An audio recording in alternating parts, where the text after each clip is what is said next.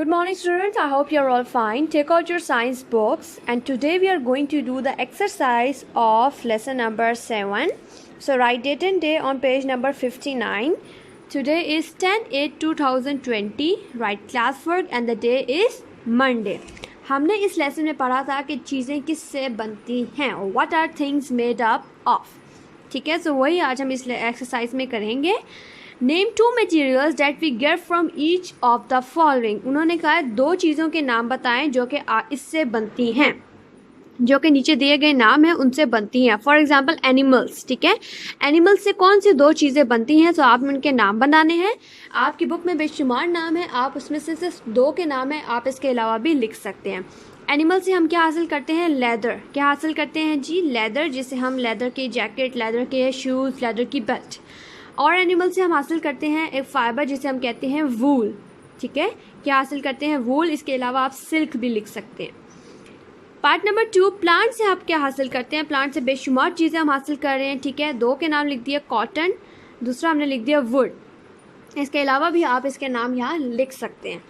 Crude oil. Crude oil से हमने पढ़ा था वो ऑयल जो ज़मीन के नीचे बहुत गहरे ऑयल निकलता है, उसको हम कहते हैं क्रूड ऑयल. क्रूड ऑयल से यहाँ बहुत सारी चीज़ें लिखी हुई हैं, आप यहाँ लिख सकते हैं petrol, LPG, kerosene, wax, plastic and many other, बहुत सारी और चीज़ें. ठीक है, उसके हमने पढ़ा था कोल. कोल क्या होता है? कोयला.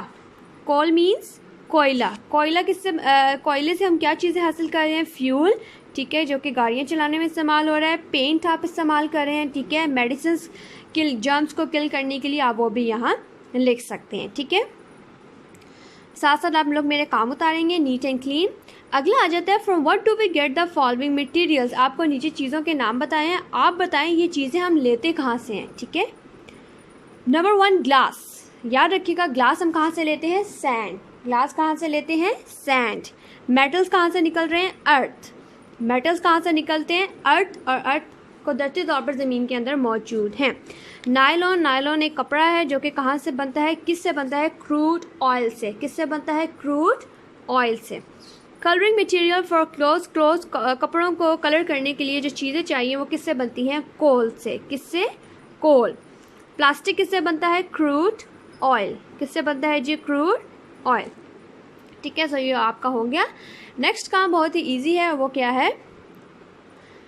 Discuss in class and answer why are the following things made from the given materials. ठीक है, कि ये जो नीचे आपको चीज़ें दी गई हैं ये इन्हीं से सिर्फ क्यों बनी हैं, किसी और से क्यों नहीं बनी, ये आपसे क्वेश्चन पूछेंगे.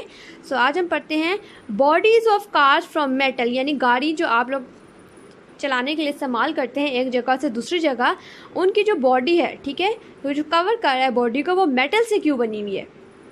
इसलिए बनी है because it would be durable. क्यों? क्योंकि ये ज़्यादा अरसे तक चले. ठीक है, गाड़ियों में अक्सर पेंट ख़राब हो जाता है लेकिन वह ज़्यादा अरसे तक चलता है. ठीक है, ड्यूरेबल मीन्स पायदार, यानी ज़्यादा अरसे तक चलना. वही अगर आप वुड की बनाएं तो वुड भी ख़राब हो जाता है. पेपर का बनाए तो पेपर तो बिल्कुल बारिश के आने से बिल्कुल क्या हो जाता है? ख़राब. Bulbs and tube lights from glass. Bulb और जो आप लोग ट्यूबलाइट इस्तेमाल कर रहे हैं वो ग्लास से क्यों बनी हुई है? ठीक है, why it is not made from paper और वुड. ग्लास ऐसी बनी है क्योंकि ग्लास के ज़रिए हम दूसरी तरफ देख सकते हैं और ग्लास से लाइट गुजर सकती है. 2 चीज़ें. ठीक है, because glass is transparent. Transparent means जिससे लाइट गुजर जाए और हम दूसरी तरफ देख सकें. ठीक है, अगर आप अपने घर में ट्यूबलाइट मौजूद है, आप उसको देखें कि उसके लाइट ऑन करें तो उसमें से लाइट गुजर कर बाहर आपको दिख रही है. लेकिन अगर आप वही बल्ब या ट्यूबलाइट वुड की बनाएं तो क्या वुड से लाइट गुजर कर हमारे पास पहुंचेगी? No. And light can easily pass through it. और लाइट उसमें से आसानी से गुजर सकती है और हमें क्या दे रही है? रोशनी. Tyres and tubes from rubber. जो आप जितने भी टायर्स इस्तेमाल करते हैं या ट्यूब्स, वो रबर की क्यों बनी है? फॉर एग्जाम्पल आप लोग गाड़ी अगर चलाते हैं, ट्रक वगैरह, उनके टायर अगर हम वुड के बनाएं, ठीक है, तो वुड में या मेटल के बनाएं तो उसको चलाने के लिए आपको ज़्यादा प्रेशर जोर लगाना पड़ता है गाड़ी को. ठीक है, लेकिन अगर वही रबर का बनाएंगे तो रबर क्या है? फ्लेक्सिबल. ठीक है, आसानी से बेंड हो सकता है, मुड़ सकता है, स्ट्रेचेबल हो सकता है, इसलिए हम इसका इस्तेमाल करते हैं. Books out of paper. Book आप लोग पेपर की क्यों बनाते हैं?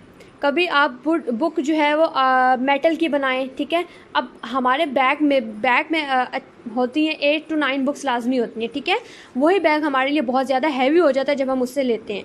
पहनते हैं, हैंग करते हैं। लेकिन अगर वही बुक्स हम वुड की बना लें या अगर हम जो सिंपल वुड होती है उससे बनाएं या अगर हम मेटल से बनाएं तो आपका बैग तो बहुत ज़्यादा हैवी हो जाएगा, ठीक है।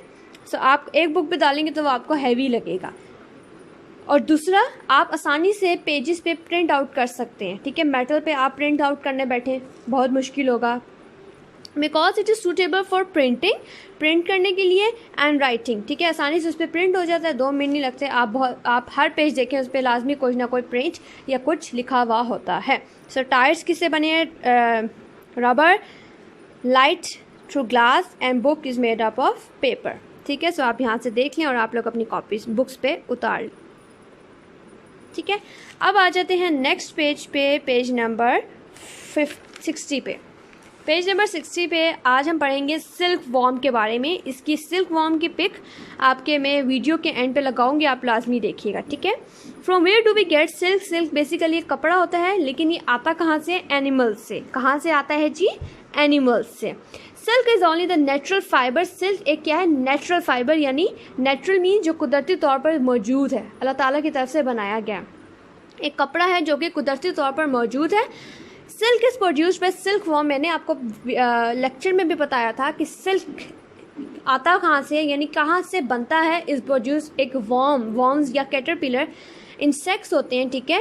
सिल्क वॉर्म एक इंसेक्ट्स है जिससे क्या बनता है? सिल्क। अब वो बनता कैसे है? अब देख सकते हैं कि आप एक इंसेक्ट से एक हम कपड़ा बना रहे हैं, इंसेक्ट से एक कपड़ा, कैसे? This is a caterpillar of moth. Caterpillar अगर आपने देखा हो तो वो ऐसे यहाँ लंबे से होते हैं, ठीक है, ज़मीन पे रेंग रहे होते हैं, ठीक है। ऑफ मॉथ, मॉथ बेसिकली क्या होता है? बटरफ्लाई की तरह एक इंसेक्ट होता है, ठीक है। बटरफ्लाई की तरह ही होता है। अगर आप रात के टाइम बाहर लाइट ऑन हो गली वगैरह में तो आप देखेंगे उसके पास बहुत सारे मॉथ जो है वो फ्लाई कर रहे होते हैं, ठीक है, जो कि बटरफ्लाई की तरह होते हैं, लेकिन वो उनको हम कहते हैं मॉथ, ठीक है। जो सिल्क वॉर्म है वो किसकी तरह होता है? Caterpillar of moth. आपको वीडियो के एंड में मैं इसकी पिक लास्ट में लगाऊंगी। It eventually spins a cocoon consisting of 3 layers of fibre. Basically silk worm क्या प्रोड्यूस करता है? 3 लेयर्स, ठीक है। सिल्क वॉर्म क्या प्रोड्यूस करता है? 3 लेयर्स ऑफ फाइबर। 3 लेयर यानी 1, नंबर 1, नंबर 2, नंबर 3। अंदर वाली जो लेयर है वो किससे बनी होती है? एक पेपर इन्वेलप की तरह होती है। Is a kind of paper envelope, जैसा कि कागज़ का इन्वेलप होता है ना, इसमें हम चीज़ें डाल के किसी दूसरे को देते हैं। पहली वाली लेयर किसकी तरह होती है? इन पेपर इन्वेलप की तरह। The middle layer is a fine. बीच वाली लेयर के अंदर पहले वाले में तो इन्वेलप होता है, इन्वेलप की तरह, कागज़ की तरह होता है। दूसरे वाले में क्या मौजूद होता है? सिल्क, जो कि हम इस्तेमाल कर रहे हैं, ठीक है। The middle layer is a fine very long thread of silk. दूसरा वाला क्या होता है? जो सिल्क के जो धागे होते हैं वो मौजूद होते हैं, ठीक है। थ्रेड मीन्स धागे मौजूद होते हैं, बहुत लंबे लंबे फोल्ड हुए होते हैं। जिससे आप नल की अगर आप देख लें तो उस पर धागे फोल्ड हुए होते हैं ना, इस तरह। The outer layer is a short rough fibre. और बाहर वाली लेयर क्या होती है? शॉर्टर यानी रफ फाइबर मौजूद होता है। रफ मीन्स सिल्क जो है वो शाइनी कपड़ा होता है, ठीक है। पहली वाली लेयर कागज़ की तरह होती है, उसके ऊपर असल में फाइबर फोल्ड हुआ होता है बहुत लंबे धागे की सूरत में। तीसरी वाली लेयर जो उसको कवर करती है वो किस तरह होती है? रफ होती है। हमें कौन सी चाहिए? जो सेकंड लेयर है बीच वाली, हम वो वाली लेयर उसमें से निकाल लेते हैं, ठीक है। यानी वो बंडल्स की सूरत में ना हर जगह उन्होंने प्रोड्यूस करते हैं और उसके इर्द गिर्द रहते हैं। The fine silk thread from the leader layer is removed and made ready for the production of silk cloth, ठीक है। किसी ने देखा कि यहाँ पर जहाँ सिल्क के कीड़े मौजूद थे उनके पास बहुत सारे बंडल्स मौजूद थे, तो जब उन्होंने उसमें से निकाला तो उन्हें क्या मिला? एक सिल्क निकला, और ये सिल्क बहुत महंगा बेचा जाता है, ठीक है। बीच वाली लेयर उसमें से निकाल ली गई जो सिल्क की मौजूद थी, और उसमें से क्या बना? सिल्क का कपड़ा, ठीक है। सो मोथ की पिक्चर भी एंड पे लगाऊंगी और आपके पास सिल्क वॉर्म की। अब आ जाते हैं होमवर्क पे। Your homework is 10-8। होमवर्क के लिए आप लोगों ने कॉपीज़ निकालनी है, ठीक है। उस पर आप लोगों ने डेट एंड डे लगानी है 10/8/2020 कॉपी पे, ठीक है। होमवर्क मंडे ऊपर लेसन नंबर लिख दीजिएगा, लेसन नंबर 7, और उसके नीचे लिख दीजिएगा project. What are things made up of? मेक a list of 10 different things present in your house.